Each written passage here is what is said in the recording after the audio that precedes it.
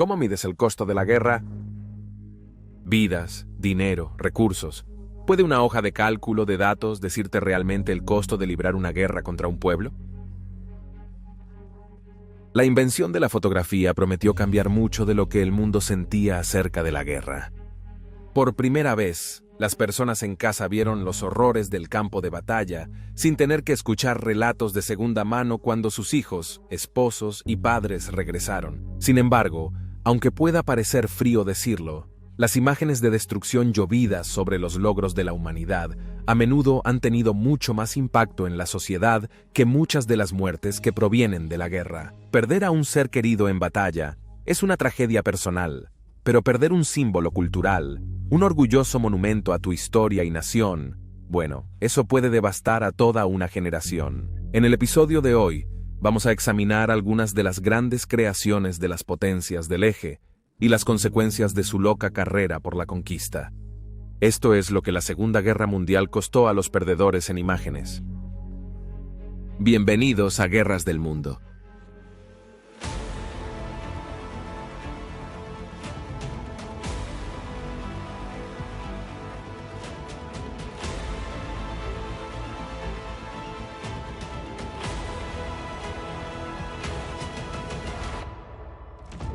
Primero, echemos un vistazo a la ciudad de Dresde.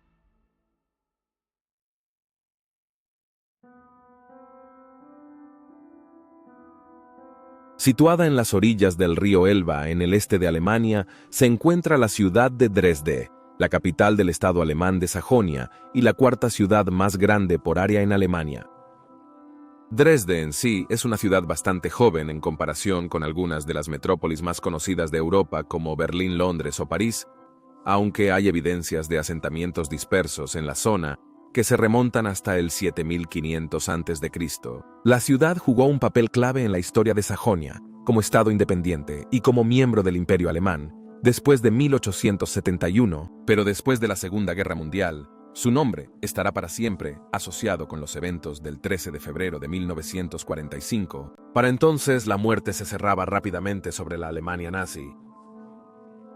La última gran ofensiva de Hitler en el oeste, conocida para siempre como la Batalla de las Ardenas, terminó en fracaso, mientras que en el este, el ejército rojo de Stalin estaba desangrando al ejército alemán hasta la muerte. Mientras tanto, los cielos sobre Alemania estaban tan llenos de aviones aliados que la Luftwaffe alemana ni siquiera podía entrenar a pilotos de reemplazo sin que fueran atacados por enjambres de cazas americanos o británicos. En este contexto, los tres grandes líderes Churchill, Roosevelt y Stalin se reunieron en Yalta el 4 de febrero para discutir el manejo del final de la guerra. Con sus fuerzas a punto de cargar a través del este de Alemania hacia Berlín, Stalin exigió que sus aliados occidentales continuaran su campaña de bombardeos contra las ciudades del este. Para debilitar la resistencia al ejército rojo, los estadounidenses y británicos habían llevado a cabo una exitosa y devastadora campaña de bombardeos contra Alemania, por lo que estaban bien equipados para la tarea cuando Dresde fue seleccionada para un ataque concentrado en apoyo del avance soviético. Sin embargo, hubo cierta vacilación entre los líderes aliados. En primer lugar, las defensas de la ciudad habían sido debilitadas por el mismo Hitler para proteger Berlín, por lo que era un objetivo comparativamente débil para capturar. En segundo lugar, las historias de atrocidades llevadas a cabo por el Ejército Rojo contra los civiles alemanes habían enviado a miles de refugiados huyendo de la frontera oriental, con muchos de ellos buscando refugio en Dresde. Por lo tanto, un masivo ataque aéreo contra la ciudad mataría a miles. Pero había que moderar a Stalin, y así, en la noche del 13 de febrero de 1945, el ataque comenzó con el comando de bombarderos de la RAF, enviando más de 800 Lancasteres y Halifaxes contra la ciudad. Combinados, lanzaron 1.400 toneladas de bombas de alto explosivo y otras 1.100 toneladas de incendiarios, iniciando incendios anormalmente calientes. Al día siguiente, los bombarderos estadounidenses comenzaron su campaña contra la ciudad con otra gran incursión que tuvo lugar el 15 de febrero. Dado el escaso esfuerzo que se hizo para registrar el número de refugiados que buscaban refugio en la ciudad, durante mucho tiempo ha estado abierto a la especulación cuántos murieron en el ataque. Las cifras han variado enormemente, desde 8.000 hasta casi 250.000, Pero en 2010 las autoridades de la ciudad publicaron un número oficial, situando la cifra en alrededor de 25.000. Lo que es seguro, sin embargo, es que gran parte de la hermosa e histórica arquitectura de la ciudad fue obliterada en los bombardeos y con ella una gran cantidad de cultura e historia alemana. Incluso en el Reino Unido y Estados Unidos el bombardeo sigue siendo un tema de contención, con muchos argumentando que constituyó un crimen de guerra. Durante la Primera Guerra Mundial, la red ferroviaria de Alemania fue vital para mantener equipada y móvil la máquina de guerra alemana, transportando armas y equipo a las líneas del frente, mientras reubicaba rápidamente a las tropas durante las muchas ofensivas o evacuaba a los heridos que necesitaban tratamiento médico. Como tal, el tráfico ferroviario alemán aumentó dramáticamente durante la guerra, y para compensar, Alemania emprendió un masivo programa de construcción de ferrocarriles, colocando miles de millas de nuevas vías para hacer la red lo más flexible posible. Los planes para construir un nuevo puente sobre el Rin, cerca de la ciudad de Remagen, se elaboraron ya en 1912, pero con las demandas de la guerra. El famoso general alemán Erich Ludendorff enfatizó la necesidad de acelerar la construcción, ya que conectaría 3 ferrocarriles principales en la zona. Como resultado, el puente que finalmente surgiría llevaba su nombre. Con una longitud de 325 metros y 2 pilares que sobresalen en el Rin, el puente acomodaba 2 vías de tren para permitir el tráfico en ambas direcciones, a través del río. Como alternativa, las vías podrían cubrirse con una superficie de madera que permitiría también el uso del puente para el tráfico por carretera. Con la mayoría de los hombres aptos de Alemania fuera de las líneas del frente, gran parte del trabajo fue realizado principalmente por prisioneros rusos. Siendo una empresa militar, el puente fue diseñado con fortificaciones en ambos lados y podía alojar un batallón de tropas para protegerlo.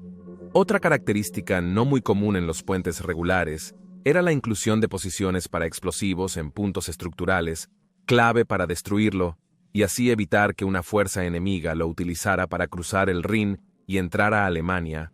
Y esa fue exactamente la situación en la que Alemania se encontró en marzo de 1945, como parte de la Operación Lumberjack, la 9ª División Blindada del Ejército de los EE. Llegó al puente el 7 de marzo. Los comandantes aliados habían anticipado que los alemanes ya habrían destruido el puente para entonces, por lo que se sorprendieron al verlo aún en pie cuando llegaron a la orilla del río. Parecía que los alemanes habían intentado destruir el puente, pero los cargos que habían utilizado resultaron ineficaces, por lo que ambos lados quedaron atrapados en una sangrienta batalla por el control de la estructura vital, uno queriendo destruirla, el otro queriendo usarla para acelerar el fin de la guerra. Al mismo tiempo, los ingenieros de combate estadounidenses enfrentaron un peligro extraordinario mientras escalaban los lados del puente, quitando los explosivos colocados por los alemanes. Habiendo salvado el puente de la destrucción, las fuerzas estadounidenses lo mantuvieron durante 10 días frente al intenso fuego alemán. Incluso la Luftwaffe, agotada hasta el límite, lanzó ataques contra el puente en un esfuerzo por destruirlo. El 17 de marzo de 1945 el puente colapsó, causando la muerte de 28 ingenieros del ejército estadounidense que laboraban en él. Para entonces, sin embargo, casi 6 divisiones completas lo habían utilizado para cruzar el Rin, y además, los aliados habían establecido un puente de pontones cercano, lo que significa que su colapso finalmente hizo poco para detener el avance aliado. Después de que se despejó el escombro, solo quedaron los 2 pilares que habían sostenido el puente, permaneciendo como testimonios de lo que una vez fue. Sin embargo, incluso estos tuvieron que ser removidos en 1976, ya que presentaban un peligro para el tráfico fluvial. Las presas se han construido por muchas razones, como proporcionar agua para uso doméstico e industrial o para alimentar centrales hidroeléctricas, por lo que son un componente clave de la infraestructura nacional de un país.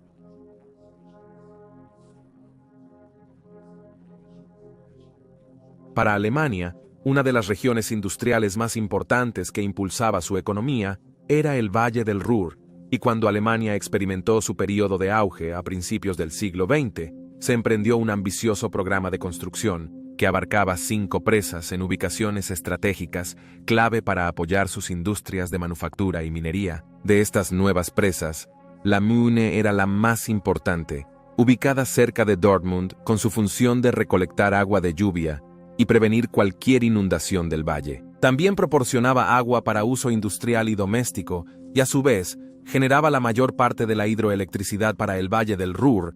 Esta impresionante hazaña de ingeniería fue construida con mampostería de escombros de piedra caliza y estaba protegida contra filtraciones por un banco de arcilla. Tenía una altura de 112 pies, con un grosor en la base de 130 pies, disminuyendo a 25 pies en la parte superior. Tenía una longitud de 2100 pies y cuando estaba a plena capacidad podía contener 135 millones de metros cúbicos de agua, lo que inundaba un área de 3.229 acres. Tal era la importancia de estas presas para Alemania que incluso antes del estallido de la guerra, el comando de bombarderos de la RAF estaba investigando formas de destruirlas. No fue tarea fácil. El mero tamaño y resistencia de su construcción significaba que se necesitarían bombas pesadas y entregadas con una precisión que simplemente no estaba disponible para los bombarderos de medio o alto nivel de la época. El bombardeo a baja altura tenía más posibilidades, pero los alemanes habían instalado fuertes defensas antiaéreas a su alrededor. Otra opción era lanzar torpedos, generalmente utilizados para hundir barcos en el embalse y estrellarlos contra las paredes. Pero los alemanes ya habían pensado en esto y emplearon redes de torpedos extendidas a lo largo del lago artificial para atrapar y ensuciar cualquier arma de este tipo. No fue hasta que el legendario ingeniero Barnes Wallace presentó su plan para usar una bomba rebotante contra las presas que un verdadero esfuerzo para destruirlas ganó tracción.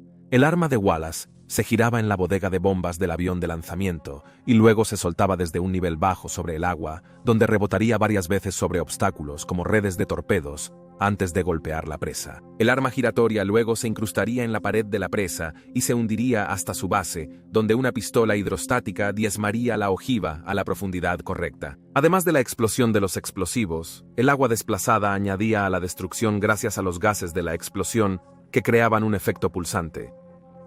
En la noche del 16 de mayo de 1943, los Lancaster de la RAF, del escuadrón número 617, que se habían formado específicamente para entregar las armas, atacaron las presas alemanas utilizando las bombas rebotantes. Tanto las presas de Muna como de Edersee fueron violadas causando inundaciones catastróficas en el Valle del Ruhr, destruyendo o dañando numerosas fábricas vitales, así como cerrando varias minas, ya que se inundaron de agua.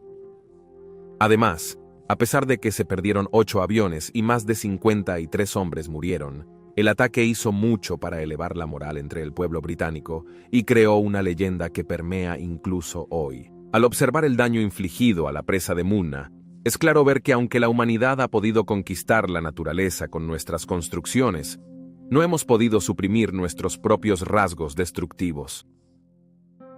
En el primer cuarto del siglo XX, Japón estaba ascendiendo rápidamente a la prominencia como el único imperio asiático que realmente podía amenazar a las viejas potencias imperiales europeas. Y sin embargo, gran parte de su nuevo poder económico y militar se basó en influencias occidentales. Un ejemplo típico de este contraste entre Oriente y Occidente fue el Salón de Exposiciones Comerciales de la Prefectura de Hiroshima, un edificio que contrastaba fuertemente con gran parte de la antigua ciudad japonesa, en la que fue construido en 1915, diseñado por el arquitecto checo Jan Letzel. El edificio incorporaba una cúpula distintiva montada en la parte superior de una sección de torre, curvada en la parte frontal del edificio, que se utilizó como galería de arte y centro educativo.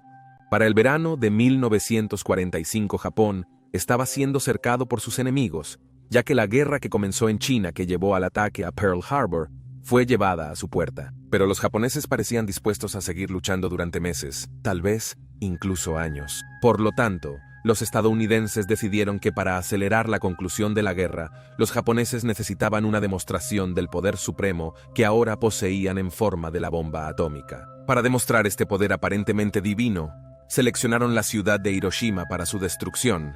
El área objetivo era el centro de la ciudad, cerca del edificio diseñado por Letzel. Su nombre, ahora cambiado a la Sala de Promoción Industrial Prefectural de Hiroshima, a las 8:15 de la mañana del 6 de agosto de 1945, el edificio se encontraba bajo un cielo despejado.